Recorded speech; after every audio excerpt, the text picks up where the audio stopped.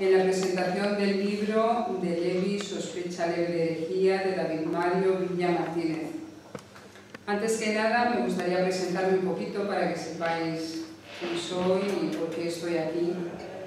Y mi nombre es Mili Vique Quintana, yo soy escritora de rimas teatrales y cuentos. A mí me gusta decir un poco que soy escritora de historias para contar. Y me gustaría deciros por qué estoy presentando el libro de David. Tengo el honor de presentarle porque, dada mi formación en salud emocional y terapias complementarias, y posteriormente siendo locutora de libros científicos en la ONCE y de otros libros como la literatura, entendí lo complicado que era para una persona transmitir a través de las palabras emociones, aromas, sentidos, colores, etc. Cuando en uno de mis trabajos llega a mis manos el libro de David, de Levi, Leve sospecha de herejía, sospecha leve de herejía, me doy cuenta que en él compendia absolutamente todo aquello que yo había estado trabajando para aquellas personas que tenían otra forma distinta de ver, no a través de los ojos, sino a través de los sentidos. Tengo el placer de estar aquí presentando el libro de David, puesto que a través de sus palabras es capaz de transmitir absolutamente todas las emociones y todos aquellos conceptos tan difíciles de explicar y de transmitir como son las emociones. Me gustaría presentarle, al principio pensé en presentarle yo, pero creo que sus palabras tienen muchísimo más peso que las mías y son mucho más profundas que las mías. Y por tanto, prefiero que él se presente. David, la primera pregunta que te haría es: ¿quién es David Mario Villa Martínez y cómo se describe a sí mismo? Bueno, pues la verdad es que la pregunta es un poco complicada. Yo hace unos años te hubiera respondido de una manera determinada. En los últimos años, dado que he tenido una vivencia acerca de lo que es el concepto global del mundo holístico, yo me tengo que ceñir a unas etiquetas más terrenas, por decirlo de alguna manera. Pues yo tengo la creencia y la convicción de que somos algo más de lo que nos han hecho ver y entender. Pero bueno, nos vamos a limitar a poner ciertas etiquetas que a lo mejor no se corresponden con la percepción del mundo que en estos momentos tengo. Yo he nacido en Madrid, de siempre me ha gustado escribir, ha sido una de mis pasiones, junto con otros trabajos manuales, podríamos decir, porque estamos hablando prácticamente de mí. Entonces, pues la escritura siempre ha sido una forma de liberación o de expresión acerca de todo aquello que sentía o que vivía.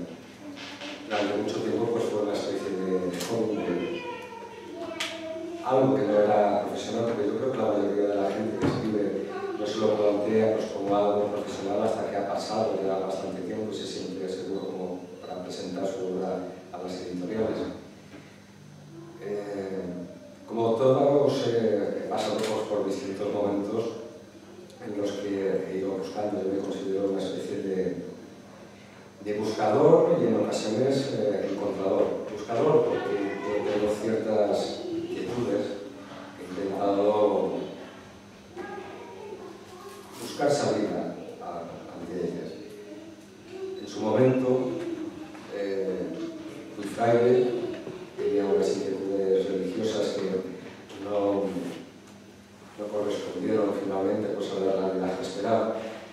Me metí a fraile pues, en un intento de, podemos decir, sublimar una orientación sexual que por aquel entonces pues, me cuestionaba y que no reconocía ante mí mismo. Y ahí es donde tuve una especie de primer contacto un poco más fuerte y más profundo a mi manera de lo que sería la religión. Con el tiempo, pues bueno, seguí investigando, ya digo, siempre he sido muy curioso, he tenido pues, muchas inquietudes con mayor o menor acierto he intentado encontrar respuestas y tener vivencias, todavía lo hago. Estuve estudiando como educador de disminuidos psíquicos, ejercí con respecto a esta profesión, y en la actualidad, pues bueno, practico Reiki, es una terapia energética complementaria en la que, pues, bueno, intento trabajar y para mí ha sido un acicate para muchos aspectos. Hago meditación y, por supuesto, pues escribo, intento escribir. Dentro de ese tipo de estudios que tú estás diciendo, de ese tipo de manejo de la realidad, de ese tipo de transmisión que tú haces a través de tus palabras, como decíamos antes, ¿por qué dentro de este libro tú comienzas hablando del vocablo? ¿Por qué le pones el título de Leví, sospecha leve de herejía? ¿Por qué te basas en eso, dentro de esa profunda búsqueda que tú tienes del ser humano en sí? En realidad el título apareció muchísimo más tarde. ¿Por qué? Porque, como ya leímos, en un principio no estaba planificado el que lo que yo estaba escribiendo fuera una novela. De Leví, tal cual viene luego, pues como entre paréntesis, es sospechable de herejía, es decir, sería un cargo o acusación por el cual la Santa Inquisición podría señalar a una persona, acusarla y luego pues, ajusticiarla. Es uno de los muchos cargos que podrían utilizarse contra la población. ¿Y por qué en concreto escoges Toledo, que precisamente estamos aquí hoy en este bello recinto? ¿Por qué escoges Toledo para contar esta historia? Bueno, Toledo es que la verdad está muy vinculado a mi historia. Mi calle lleva un nombre toledano, me vine aquí a Toledo pues, por amor y estuve viviendo aquí unos cuantos años.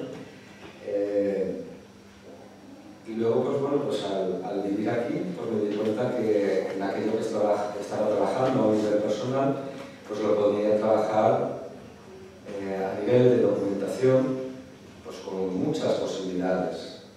Entonces, pues ahí intenté pues, documentarme. Yo no me imagino, de hecho, la novela en un entorno distinto a Toledo, no sé por qué.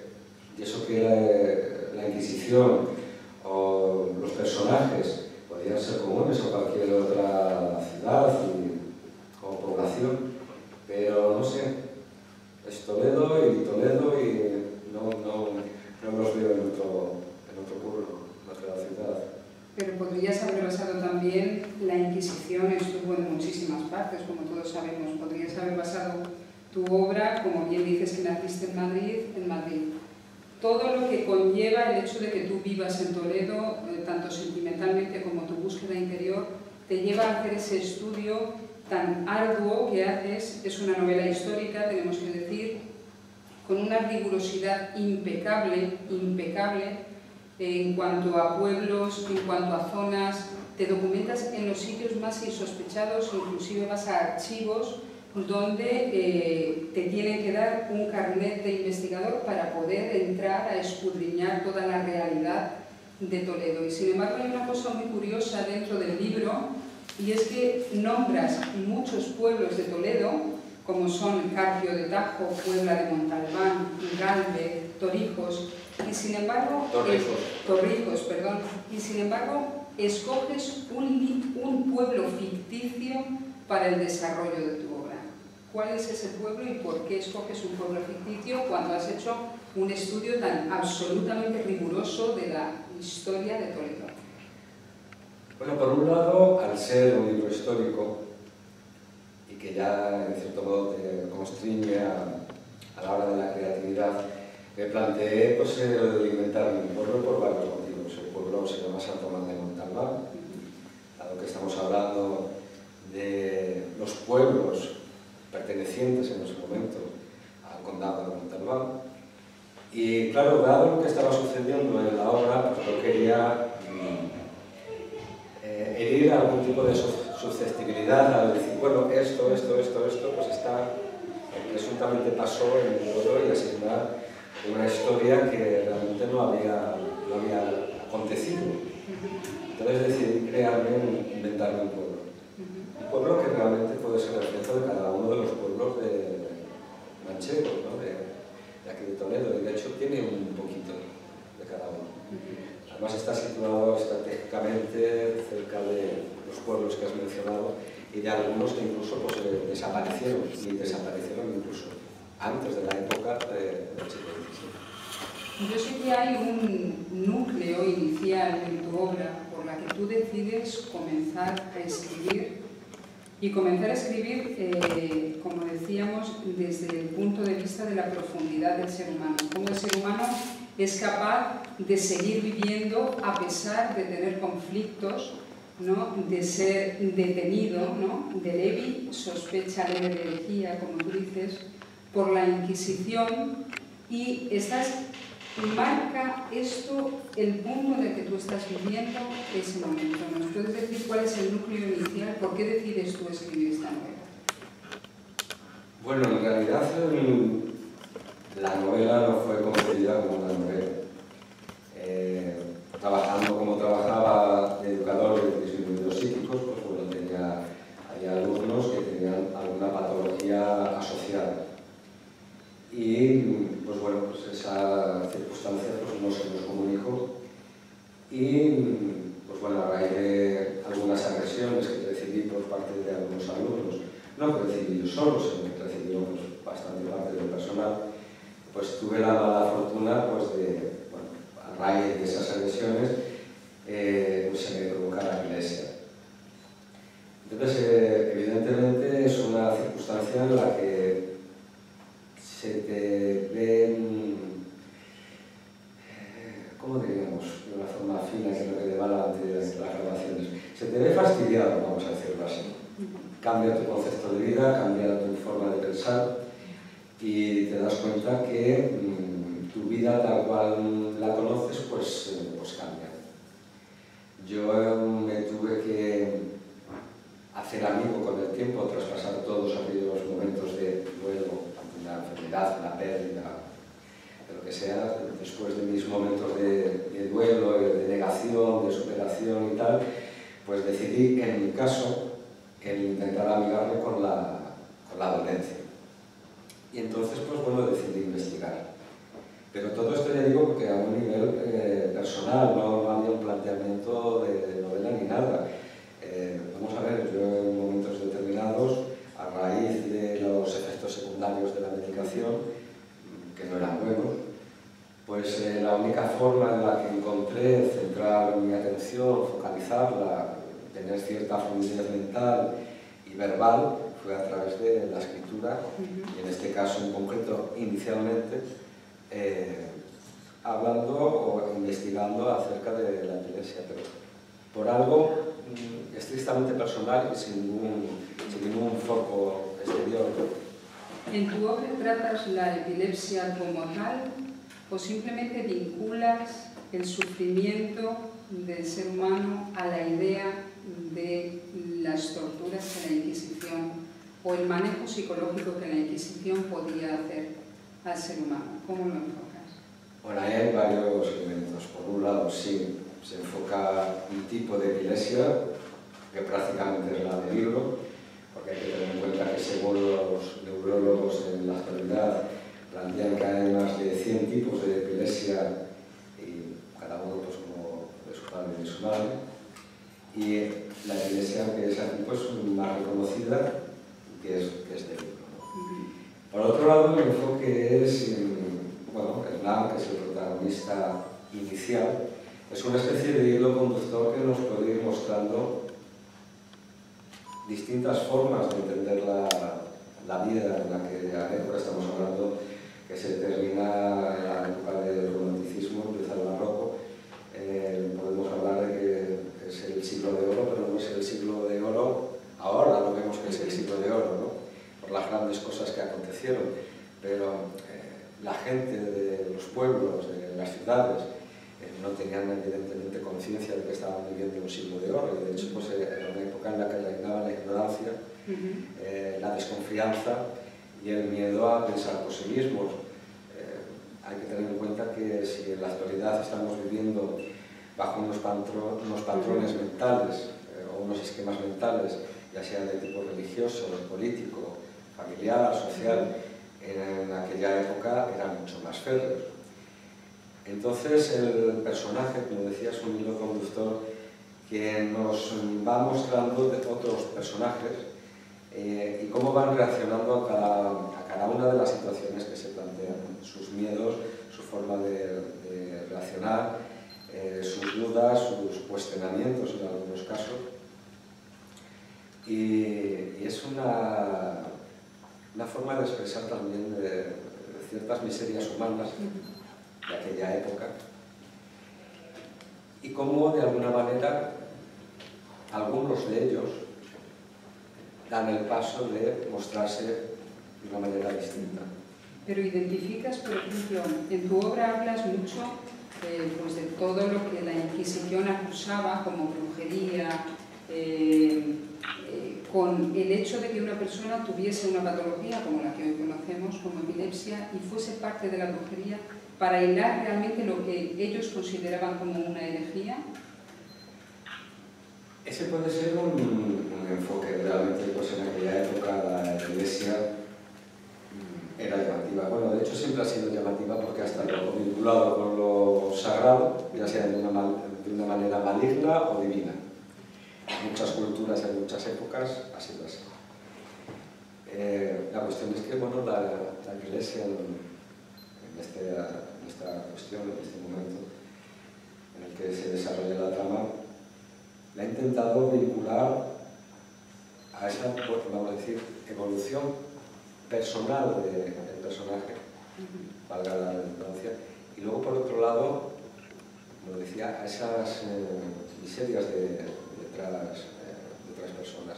Hay que tener en cuenta que la herejía en aquella época podía ser cualquier cosa que se saliera del patrón de pensamiento único que existía. Es pensar por uno mismo, cuestionarse la realidad, lo que sería la política, la religión, todo aquello que le rodeaba y tener un criterio propio podía ser considerado herejía. De hecho, incluso uno podía ser considerado hereje por un cotilleo, por una delación cualquiera, y lo tenía que demostrar, una vez detenido y acusado, su inocencia. El problema era que, claro, tú no sabías realmente acerca de que se te acusaba. Se te preguntaba, tú respondías, a la buena de Dios, no sabías realmente acerca de lo que te estaban hablando. Tú hablabas de tu vida y milagros y de todas tus cuestiones vitales, y por otro lado la Inquisición lo que estaba recibiendo era más información para a su vez añadir nuevos cargos. Entonces, discúlpame, que no te comprendo bien. Lo que quieres decir es que la Inquisición tenía el poder de detener a cualquier persona sin ningún tipo de cargo sabido por la persona e interrogarla. Sí, uno era requerido, detenido, se le hacía una presunta acusación, pero que podía ser verdadera o no verdadera, pero realmente en la mayoría de los casos los reos inicialmente no sabían por qué eran detenidos.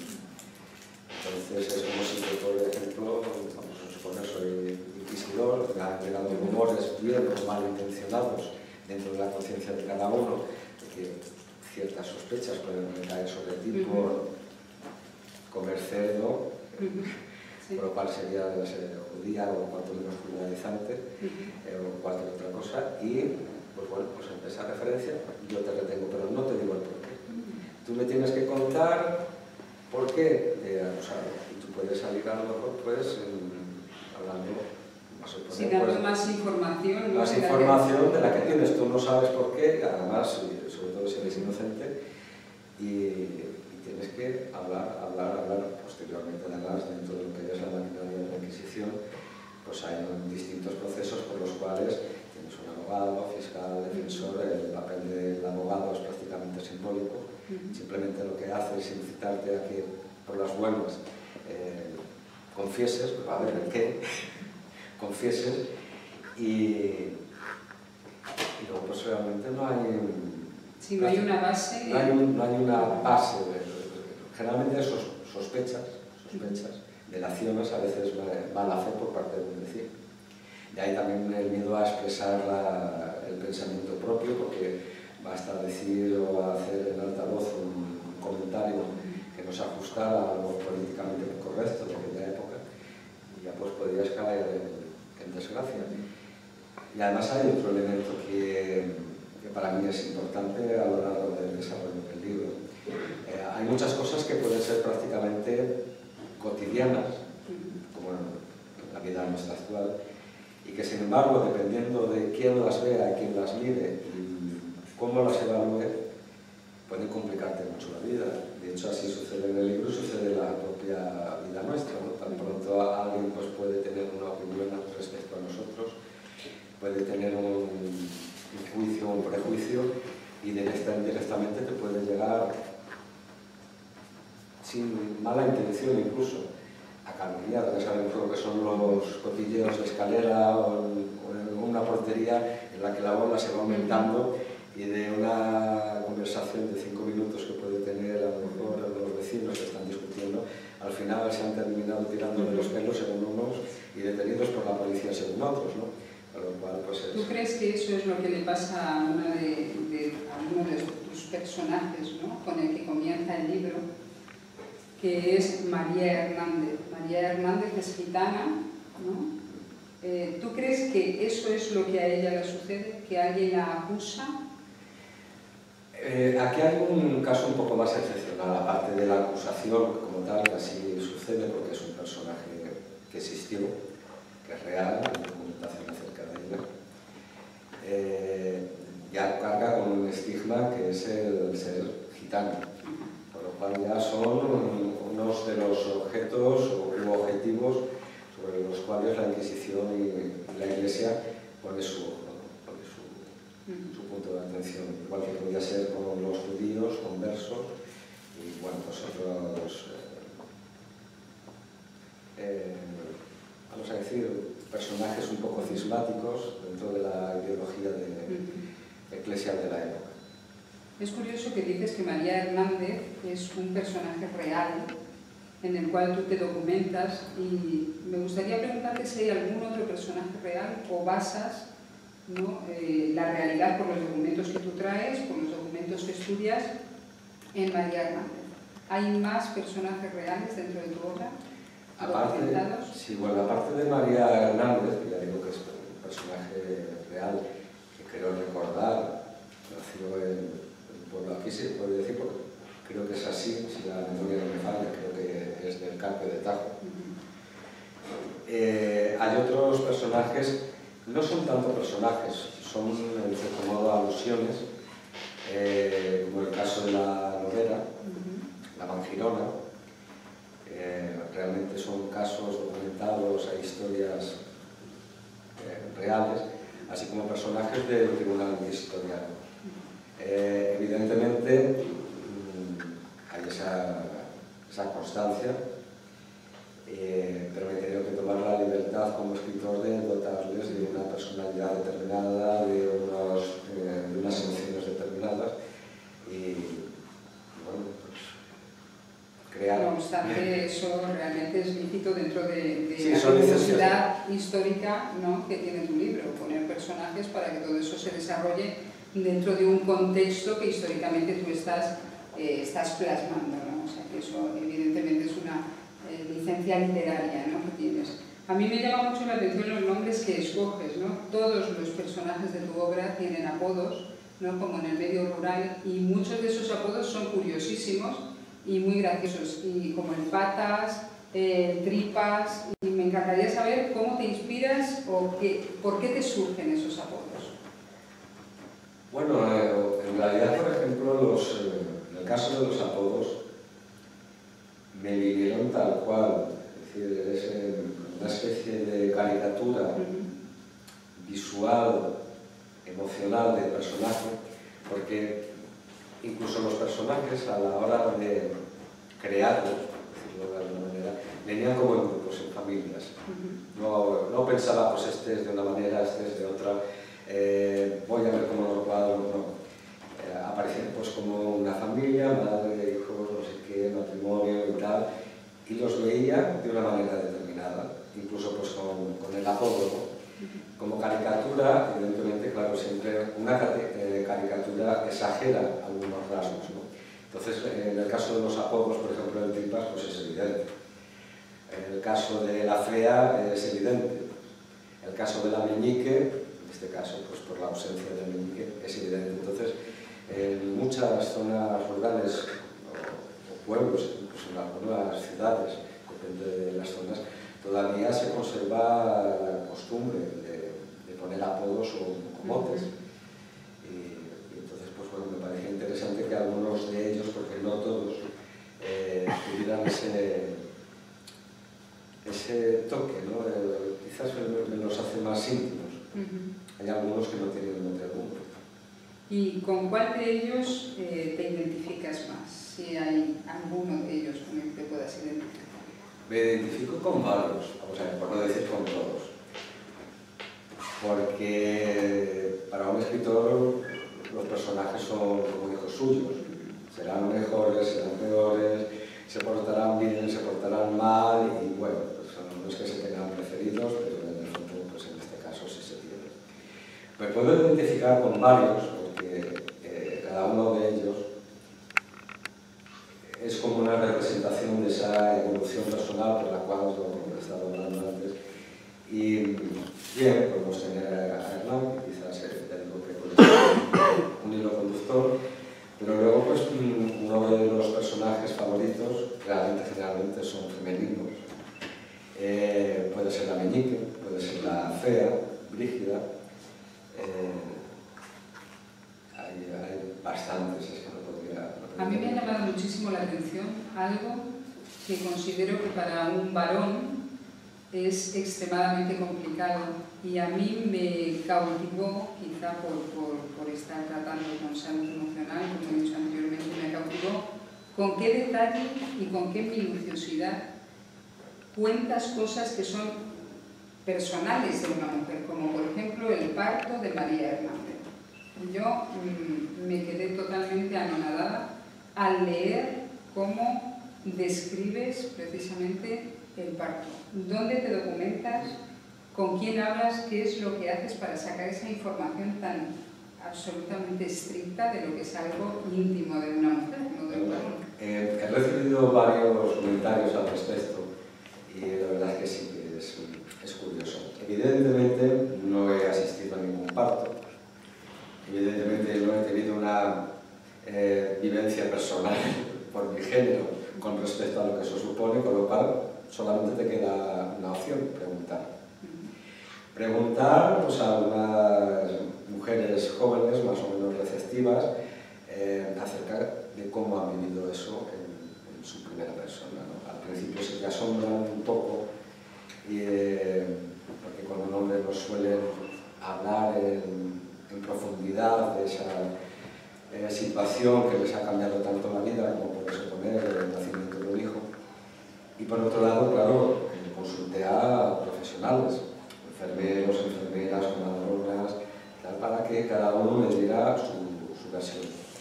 Y que además me diera su versión de una forma sencilla, llana, en la que no abundaran en que fueran...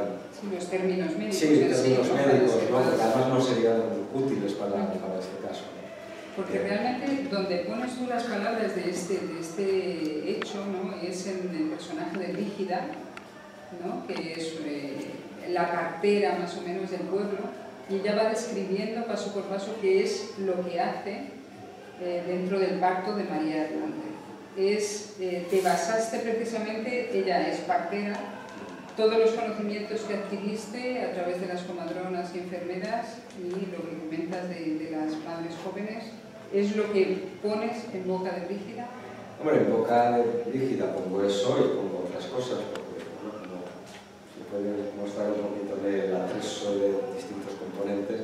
Claro, también he recurrido a algunos tratados de floristería de la época, en la actualidad, también en el Museo Botánico, y el tipo de brebajes, ungüentos, cataplasmas, tés, infinidad de terapias, de alguna forma, de aquella época, para intentar solucionar o paliar las dolencias de aquella época. Cosa que tampoco podía ser muy vista en algunas ocasiones, dependiendo de la forma y manera en la que se hiciera, porque evidentemente no eran farmacopeos, como se diría en la corte. En toda esta investigación que tú haces, ¿hay alguna anécdota que nos quieras contar? Todo lo que surge en la investigación, tanto de tus preguntas enfermeras como de tu investigación histórica. Bueno, a la hora de documentarme, yo no soy historiador, tampoco he tenido hasta el momento no tuve una predilección especial por la historia, menos por escribir historia. Pues claro, me veía como si fuera acercarme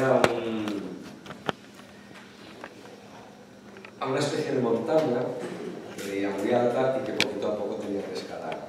Y decía, bueno, pues dado que estoy en este proceso antes, personal, pues vamos a intentar enmarcarlo en un contexto histórico, como también había comentado antes. Me era duro, depende en qué circunstancias tenía más o menos las puertas abiertas. Como bien has comentado, pues me pudieron proporcionar un carnet de investigador para acceder, no evidentemente a unos originales, cuanto menos a unos facsímiles de algunos documentos, y que además era muy confuso de leer, porque tenemos que tener en cuenta que en aquella época los puntos y comas se brillaban por su ausencia en la mayoría de los casos, y con lo cual te costaba trabajo hasta respirar e incluso leyendo. Entonces, durante ese proceso fue curioso porque coincidí con gente que me ayudó bastante, incluso me apadrinó a la hora de la búsqueda, por llamarlo de alguna manera, porque me indicaban, ¿tú qué estás haciendo? Pues intenta buscar aquí, o te puede interesar quizás tal tomo de este sitio, mira en este fichero que puedes encontrar documentación con respecto a la época, ¿no? Con alguno de ellos, incluso fuera ya de ese contexto pues, de investigación, tuve una relación pues, un poquito más personal, sin llegar a la amistad, pero que dio lugar a que también pues, me dieran algún tipo de información añadida. Dentro de la documentación también tuve que acercarme, por decirlo de alguna forma, a cosas más tangibles. Entonces hay una relación de usos y costumbres que se están perdiendo, que incluso ya se han perdido. Y claro, pues se los tenía que expresar. A ver, en el libro y dentro de la época se come de una manera determinada, se utilizan unos instrumentos determinados, se piensa de una manera distinta. Entonces pues fui a varios museos de costumbres para... El Museo Cerralbo, por ejemplo, tengo aquí anotado, el Museo del Ejército, colecciones artísticas del siglo XVII, lo nombro porque la verdad es que la rigurosidad histórica del libro es impresionante y pocos libros he leído yo con tanta claridad. Por ejemplo, los archivos de la Diputación Provincial de Toledo, archivos del Museo del Alcázar, servicios de manuscritos incunables y raros de la Biblioteca Nacional, Archivo Histórico Nacional de la Inquisición.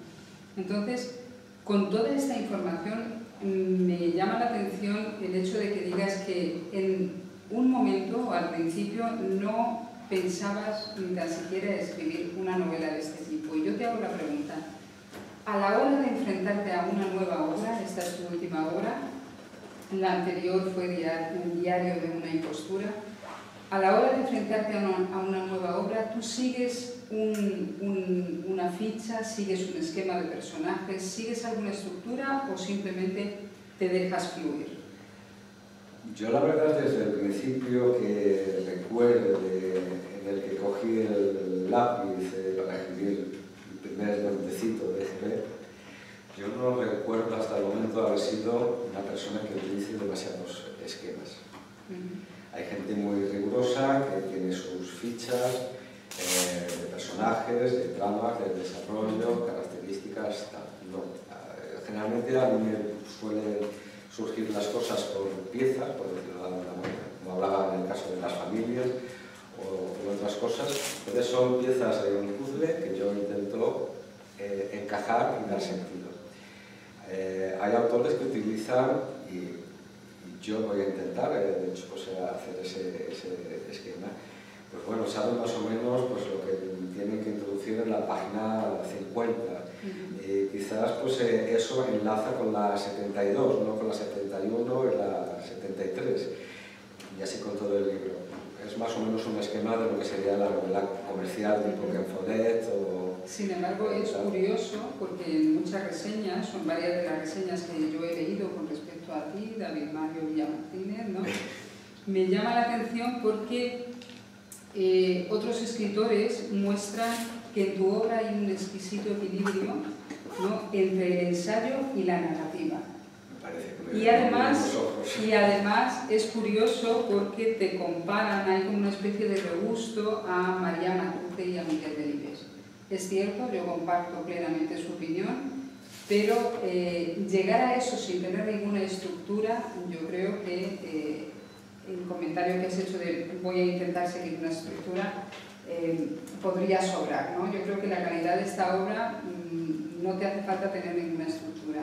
¿O crees que es conveniente, si nos estuviese escuchando algún escritor novel, tú crees que es conveniente tener una estructura? Yo creo que en algunas ocasiones hay que tener una estructura.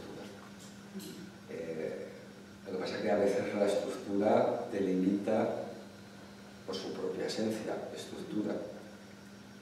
En mi caso, me ha sido más útil que jugar con las piezas, irlas moviendo e irlas encajando.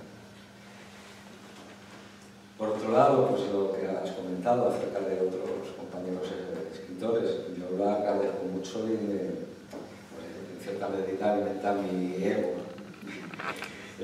Siempre es agradable escuchar, pero tengo que reconocer que, por ejemplo, no soy de un lector que acapare demasiados conocimientos, a pesar de que he leído muchísimo. No soy de citas citables y a veces pues, me ha sorprendido esas comparaciones, por tanto, con Delibes como a María Matute, porque aunque sea casi pecado mortal, no he leído demasiado de ellos. Con lo cual, pues, ese tipo de comparaciones o quizás de influencias, pues, claro, me sorprenden en cierta medida porque, aunque evidentemente yo no soy consciente de ese tipo de influencias, que otros escritores creen ver en la obra. Posiblemente otro escritor o un lector, porque es el escritor, podrá sacar su propio análisis de ello, que quizás sea un reflejo también que vea de sí mismo. ¿Cuánto tiempo tardaste en recopilar y en tener el libro ya editado? Bueno, son cosas muy distintas. El libro tardó entre unas cosas y otras, porque estamos hablando de las circunstancias en las que escribí, que no son los mejores momentos al uso para un escritor. Tardé como unos 3 años y algo, quizás un poquito más. Luego estuvo pues, en un cajón, como suele pasar con muchas obras, estuvo ahí pues, cerca de un año y pico, hubo otra revisión y luego durante un tiempo pues, me olvidé de ella. Me embarqué en otros proyectos, relatos cortos, otras novelas en las que estoy intentando trabajar y finalmente pues, la presenté a Fundibook y entonces pues, bueno, pues ahí es donde surgió. Realmente la novela, entre unas cosas y otras, fácilmente pudo tener un origen hace unos 13 años, quizás algo más, pero bueno, ha surgido algo. Ediciones Mundibook es quien edita tu libro y ¿tienes algún proyecto más que vayas a editar con ellos o que vayas a escribir? En este momento, ¿qué proyectos tienes? Bueno, como proyectos hay varios. Por un lado, quiero seguir con los relatos cortos. Me gusta mucho, es otra forma absolutamente distinta de expresarme. Me siento muy a gusto también pues, con el relato corto. En mente están varios proyectos de novela. La siguiente, la que estoy trabajando, o una de ellas, la que estoy trabajando, va a haber una mezcla de novela histórica, algo fantástico, pinceladas quizás de espiritualidad o de cosas que estoy empezando a descubrir ahora y en las que soy aprendiz. Creo que el propio hecho de escribir el libro va a ser una situación de aprendizaje propio. Y pues ni siquiera tiene tiempo. Lo que sí sé es que me va a sorprender incluso a mí mismo y que tengo muy claro algunos conceptos, personajes y de lo que hay que hablar. Lo demás, pues como dice alguien que yo conozco, la obra irá pidiendo material. Y dentro de este libro, esta última obra tuya, ¿qué es lo que se ha quedado por escribir? Si crees que hay algo que hubieses añadido dentro de este libro. Y sobre todo, ¿qué ha sido lo que más te ha influenciado dentro de la búsqueda de la compasión o de la ayuda al crecimiento del ser humano, que es en lo que tú actualmente hoy trabajas profundamente? Bueno, la verdad es que hay en ocasiones una especie como de regustillo a confusión, tengo que reconocer, porque miras el pasado, miras el presente, miras el futuro, eres consciente de unos determinados esquemas mentales de los que nos hablamos antes, nos cautivan, nos impiden pensar, creemos que pensamos nosotros mismos, pero en cierta medida no es cierto, y romper esos moldes en la actualidad pues no deja de ser un poquito complicado. Creemos que somos más libres que en aquellos siglos, que tenemos un sistema político, incluso a nivel de religión, pues, más abierto, y sin embargo siempre hay nuevas cosas ante las cuales te tienes que abrir e incluso romper moldes. Eso sería también un poco parte, ¿no?, de la búsqueda interior de cada uno. Sí. Eso es, digo que es complejo porque uno lo intenta, cree haberlo conseguido hasta cierto punto, hasta cierta medida, hasta que hay una nueva situación o un nuevo reto que te obliga a replantearte, o situaciones que tú ya considerabas que las tenías claras, o te aparecen nuevas situaciones ante las cuales tienes que trabajar, ¿no? Por lo cual es un continuo aprendizaje vital, en el cual puedes estar de aquí, sintiéndote absolutamente seguro, y de otro fuera de él, sintiéndote inseguro. La cuestión es intentar vivirlo todo eso pues, como un aprendizaje. ¿Tú crees que si cogieses a todos los personajes de tu obra de Levi, cambiarías algo de ellos?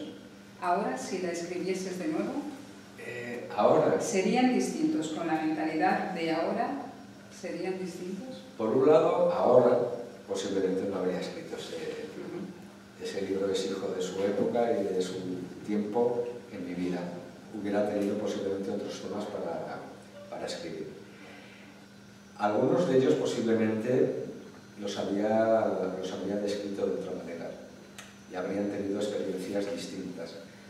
Ahora bien, no se pueden pedir peras al horno, porque estamos hablando en el siglo XVII y no a un nivel popular no se pueden vivir grandes revoluciones individuales.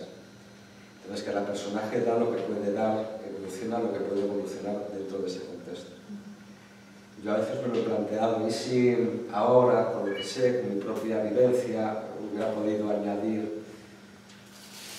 Creo que realmente no. Y de hecho, el original tenía unas 80 páginas más que decidí suprimir porque no aportaban quizás demasiado a lo que ya había, ¿no? Había también pues, bastantes descripciones, datos históricos, algunas anécdotas y tramas secundarias que por otro lado pues, pensaba que no servían para este libro. Evidentemente es material que tengo guardado porque no suelo tirar nada de lo que escribo. Lo dejo ahí, a lo mejor una línea dentro de 15 años me puede inspirar para otra cosa, como de hecho me ha sucedido con algún relato corto. Pues la verdad es que yo, deseando que publiques otro libro más, que termines la obra que estás haciendo en este momento para que caiga en mis manos, pueda leerla con la misma profundidad que he leído esta y beneficiarme de tu sabiduría y de tus conocimientos históricos. Me gustaría saber si quieres añadir algo, porque por mi parte estoy absolutamente satisfecha con lo que nos has contado. Bueno, añadir algo, pues añadir evidentemente, gracias a la Biblioteca de Castilla-La Mancha por ofrecernos este espacio. Gracias a ti por compartir estos momentos conmigo, porque sé que estás muy atareada. Y gracias pues, al público que ha venido pues, para compartir este momento. Y luego, por otro lado, otra cosita pues, que pudiera, pues, que sí, pienso seguir preguntando, indagando, creciendo, intentando crecer, pero sobre todo preguntándonos. Aunque luego parezca que sea un pesado. Prefiero quedarme con eso que no tener respuestas. Yo creo que es parte de la sabiduría es preguntar. Yo creo que sí. Si vosotros, amigos, queréis hacer alguna pregunta que se nos haya quedado en el tintero, sé que en tan poco tiempo es imposible describir una obra como la que ya ha escrito David Mario, es imposible por su rigurosidad, pero si queréis hacer algún comentario, queréis hacernos alguna pregunta, pues estamos dispuestos. ¿No? Pues entonces podemos despedirnos. Muchísimas gracias a todos por estar aquí con nosotros y esperando a que nazca la siguiente obra de David Mario Villa Martínez. Os saludo a todos y buenas tardes. Bueno, aunque es tarde, yo iba a decir que el personaje de Hernán, sí, que es el niño de la gitana, sí, que es el que tiene la epilepsia, que le maltratan tanto, sí, me da muchísima pena que ese niño. Y bueno, al terminar la novela... No destripes, ¿eh? Termina bien la novela.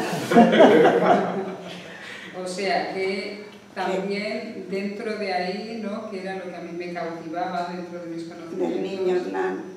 El niño Hernán termina bien la novela, que eso es bueno, y ahí sobre todo se ve... Es un final subjetivo también. Sí, pero vamos, también no es... yo ahí hubiese puesto unas comillas también. Sí, en puntos suspensivos, pero que... Sí. Para cada uno puede terminar de una manera distinta.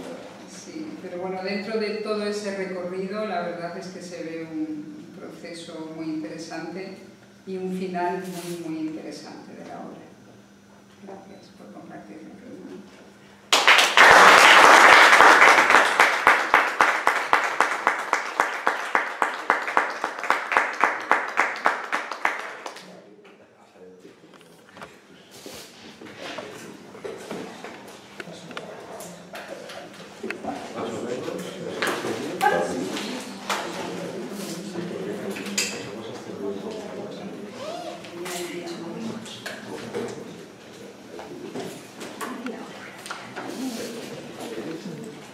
Sí, bueno, ahora sí. Claro, quien quiera, vemos cuando compra forma de libros. Vamos a ver cuándo está de todo. ¿Sí?